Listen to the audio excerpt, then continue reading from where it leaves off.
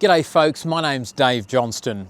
I'm ANU's Indigenous Community Engagement Coordinator, part of an exciting new team here at ANU that's focusing on improving Indigenous engagement at ANU, both with our liaison with Indigenous communities, but also how we reflect, research and carry out work on Indigenous areas, studies and peoples.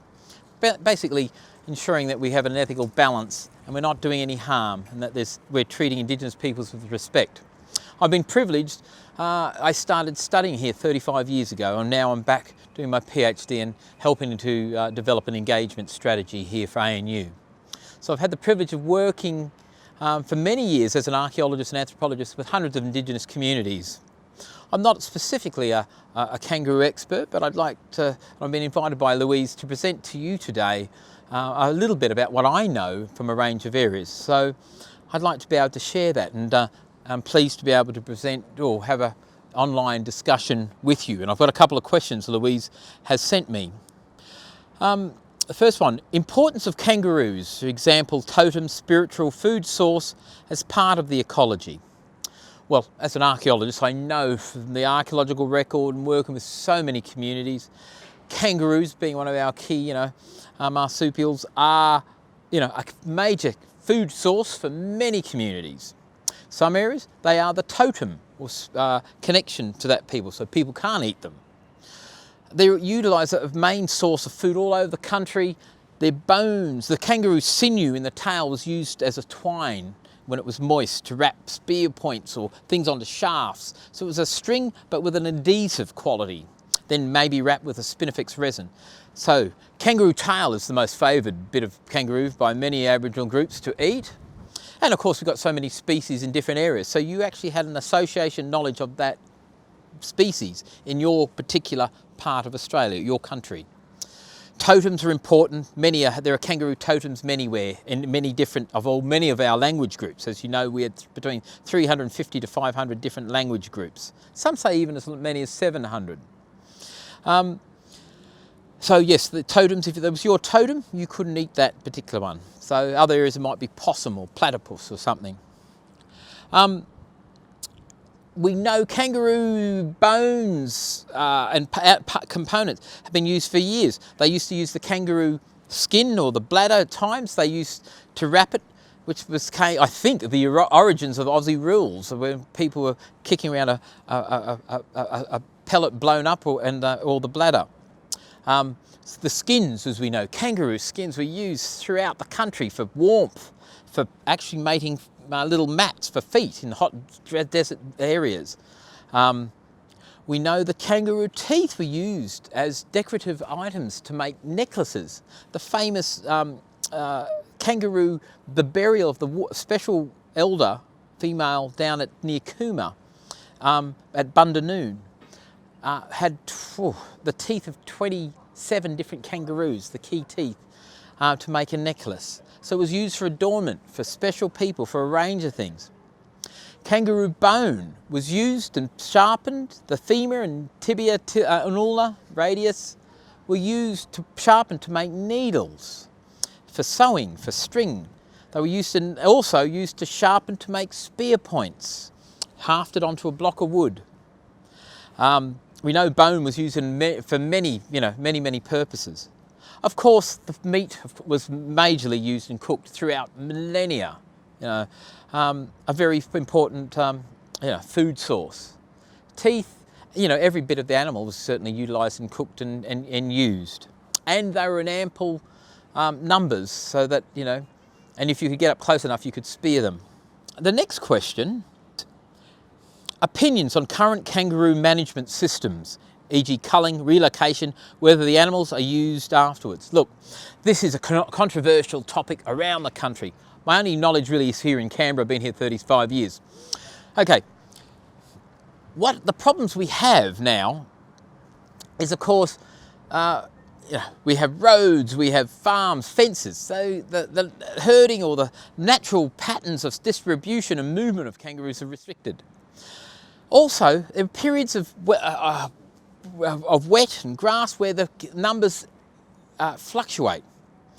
Yes, dogs there's roadkill happening, but the numbers are so great that when we do have dry periods, they're coming into the towns, the kangaroos are starving and dying. So the controversies are, should we cull them as a humanitarian thing for animals or not? And that's a great debate all over the country. My personal view, and for what it's worth, is that, we can't have them starving, and we can't be having them all coming into town where they're on the curbs, killing, where people are having accidents. So the options are, and what we're looking at possibly is consulting with our Indigenous peoples to say, look, is there opportunity? We know how nutritious the meats are. Could we use the skins or the hides, or if this is meant to be a high, rich protein, lean meat that we could be sharing with the world? If we can get through the concept of this furry, joey, or being a natural food source, which it was for tens of thousands of years here in Australia. So culling, there's a humanitarian point, there's many debates, and you'll hear about those, and no doubt will.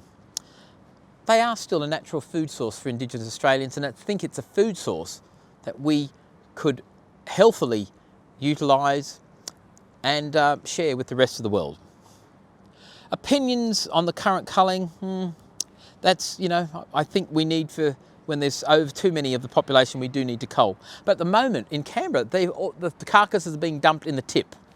That's a waste in any man. So if we were to utilise that or set up an abattoir that was Indigenous owned so that we could share our natural foods, or the elders from that particular country, it's something I think that we could, with education and great recipes and ways of cooking, could share this very nutritious meat and be keeping the population under control, that's safe for themselves, safe for the community, and culling overpopulated numbers in a humanitarian way. And then we're actually utilising the food, the sources, and the respect for the animals in a traditional way that has been done here for thousands of years, but also sharing the nutritionist value to the rest of Australia and indeed the world.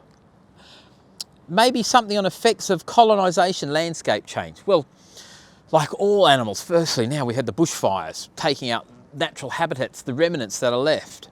Likewise, animals don't speak, so the colonising times, fences, dogs, wild animals, we've had dingoes.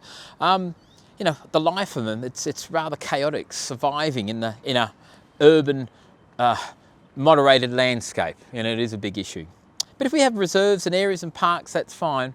But it's when the conditions are right with mouth rain and grass, our numbers increase tenfold to an unsafe level that even our own kangaroos are, in the drier period, are then starving. And we don't want that happen either, I feel. Ask any other that I don't know about, Louise asked. Well, there are so many species of kangaroos. It is part of our national identity. It's on our emblem. But it's also part of our landscape of survival, of food resources, of tools, from the bones to decorative things to the warmth of the furs. I think with maybe expanding our knowledge, talking to Indigenous Australians who are the experts of managing and utilising kangaroos as part of their lifestyle, that we could gain some insights about potential opportunities to perhaps utilise this food source for us all, our wellbeing, health, also as an economic base for our communities, keeping numbers under control and having an Indigenous-led business such as an abattoir or a series of abattoir systems that could help collectively promote the values of Indigenous kangaroo meat for future populations here and overseas. So I think there's economic opportunities. But what I would recommend is we talk to our elders and ask them with their knowledge and their thoughts and their aspirations. I think it's a difficult area, culling, for safety and other reasons, that always will be. But if we did it with a community that have managed this country so well for so long, survived and interacted with in a landscape, I think some of those answers will come from within our peoples, and our knowledge for 1,000 years can be shared, and our food sources potentially with the rest of the world. Thanks folks, enjoy your course, and I hope to join you next year in person.